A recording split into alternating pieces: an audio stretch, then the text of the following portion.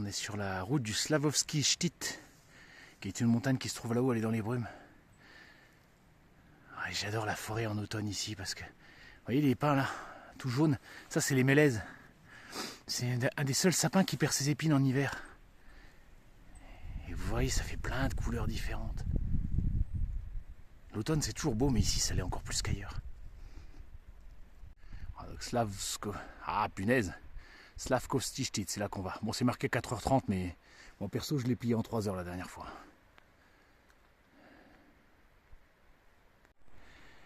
Je me demande ce que c'est que cet arbre. Il est vraiment beau avec des petites baies rouges. Je me demande si c'est pas du sureau. Ah, je regarderai. Alors c'est là que ça devient intéressant. Voilà, c'est là qu'on va. Et là il est dans la brume, c'est le Lomnicki Shtit, je crois. C'est une station de ski juste derrière, très connue. Et là après on a les moyennes Carpates qui sont loin. Et la plaine slovaque. Et là c'est deux belles vallées, je crois que c'est la Mala Dolina. Et là c'est la Velika Dolina, ce qui veut dire la grande vallée, la petite vallée. Et c'est vraiment des endroits magnifiques, on le fera dans quelques jours. Alors sachant que le sentier là, à partir du 1er novembre jusqu'au 31 mai, il est interdit. C'est réservé à la nature. Et vous ne pas déconner parce qu'il y a des gardes du parc qui passent souvent. Et l'amende ça peut aller jusqu'à 4 000 € quand même. Donc franchement, allez, c'est marqué ici. Donc on respecte la nature. Là ça va. On n'est pas encore le 1er novembre, on n'est pas loin, mais et à partir de maintenant le terrain va devenir de plus en plus rocailleux. Là vous voyez, on est dans la toundra. Avec des arbres de basse altitude. Je sais plus comment ils s'appellent ces sapins là. Un petit mélèze. Donc là la forêt est beaucoup moins haute, beaucoup moins touffue que ce qu'on avait il y a quelques temps. On part de 900 mètres quand même en bas et on va monter jusqu'à 2003.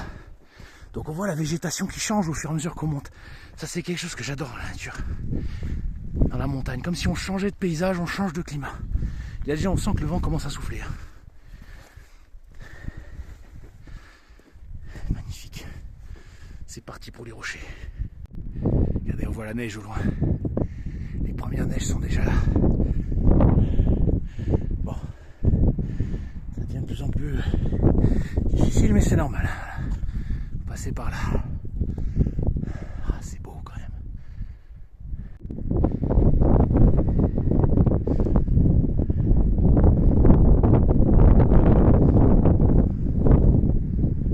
Donc là, on va quitter le royaume de la toundra pour arriver vers les rochers.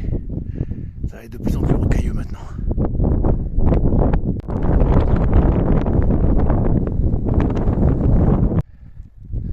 Et ben, ça commence à piquer un peu. Enfin ça va, j'ai fait plus dur. J'ai déjà fait plus dur.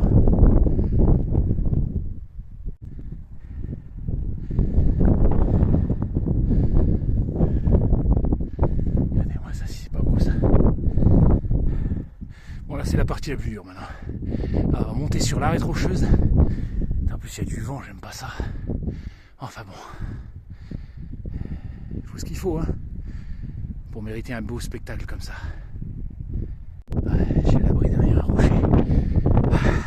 Je vais sortir le gros blouson parce que là le vent il meule. Ouf.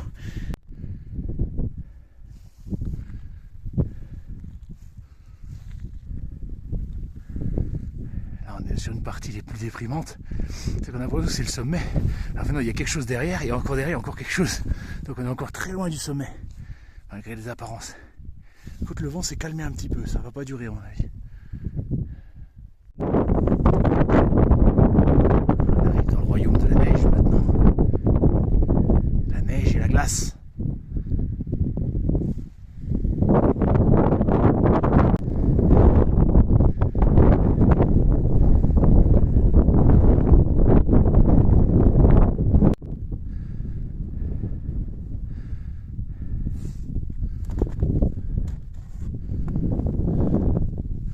Dommage qu'il n'y ait pas cette purée de poids. On aurait une superbe vue, mais bon. Ah, il y a souvent du vent et de la brume dans les Tatras, c'est normal. Le plein soleil, ça arrive, mais c'est quand même rare. Ah, on est dans le royaume de la neige, là, maintenant.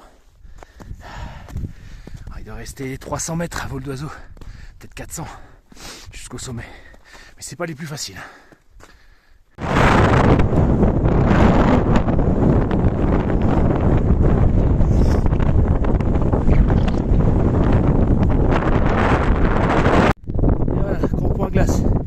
il faut parce que là ça glisse de partout. Là, je vais me péter la gueule. Putain. Par contre je sais pas si j'irai au bout parce que là. Ah, je suis pas là du sommet. Et si c'est trop dangereux, je relance. Ouh.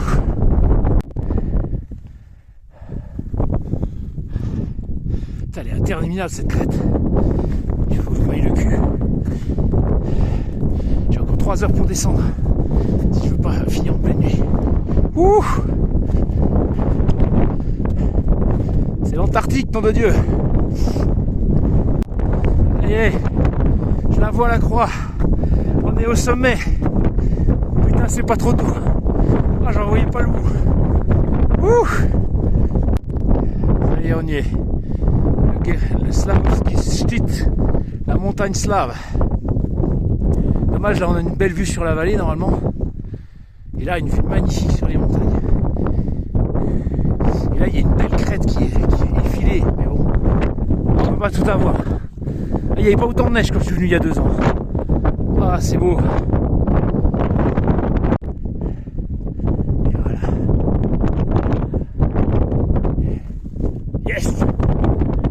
Ah putain. Bon, allez. Je profite du paysage un petit peu.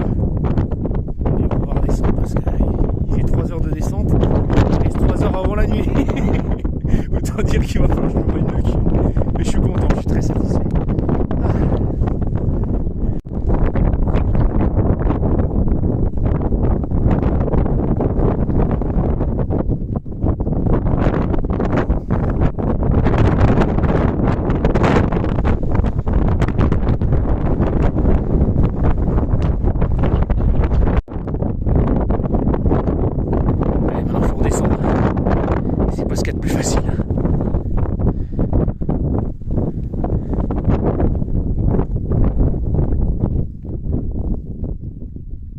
J'adore marcher sur les crêtes comme ça. Quand t'es entre deux falaises comme ça, c'est merveilleux. Ah puis c'est le vent qui te glace le sang là, qui te mord. Ah c'est merveilleux, j'adore.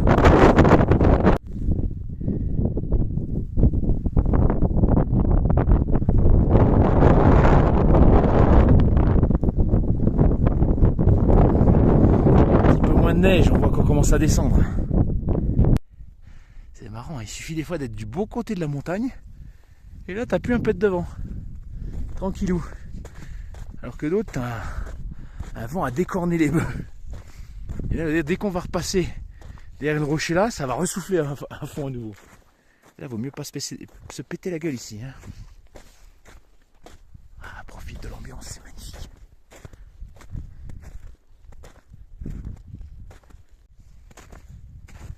J'adore le bruissement de la neige sous mes pas.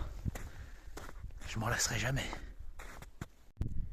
Ça c'est un truc que je trouve trouvé beau. On est à la limite pluie-neige. On voit la limite qui est là. Après il n'y a plus de neige. Et là il y en a.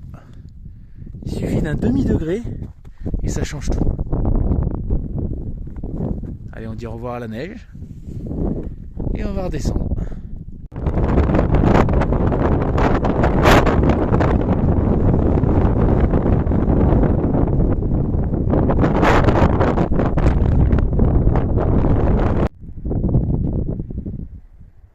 J'adore ce genre de chemin. Je suis sur la crête effilée. On a une meilleure vue que ce matin. Le Lomnitsky Stit, juste en face. Là-bas, je sais pas lequel c'est. Je pense pas que ce soit le Galvard.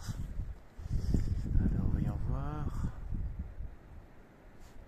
Non, donc là-bas, c'est le Prostredny Rot. Voilà, donc c'est pas le Gerlach. Le Gerlach, on le voit pas, il est plus loin derrière. Le soleil s'est levé, un peu tard, mais c'est pas grave. Et voilà, on est au dernier étage maintenant dans les forêts. Aïe, putain, j'ai raté mon coup.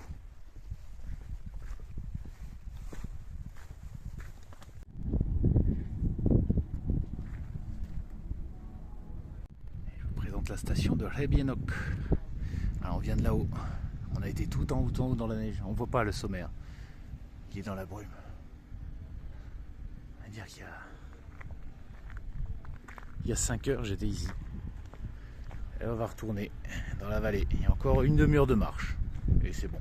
Bon, maintenant, rien de bien joli maintenant. C'est que de la descente touristique.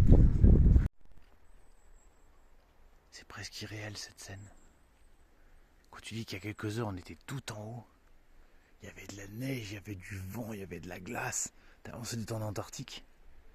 Et là, c'est paisible, t'es en t-shirt, tranquille. Et en si peu de temps, quoi. C'est une balade qui fait 5 heures, quoi. Ouais, peut-être 5h30 le temps que j'arrive jusqu'en bas. Donc, bon, c'est costaud, mais la variété des paysages, à quel point ça change vite, quoi. C'est comme si on avait plusieurs mondes différents. On est tranquille, petite forêt d'automne.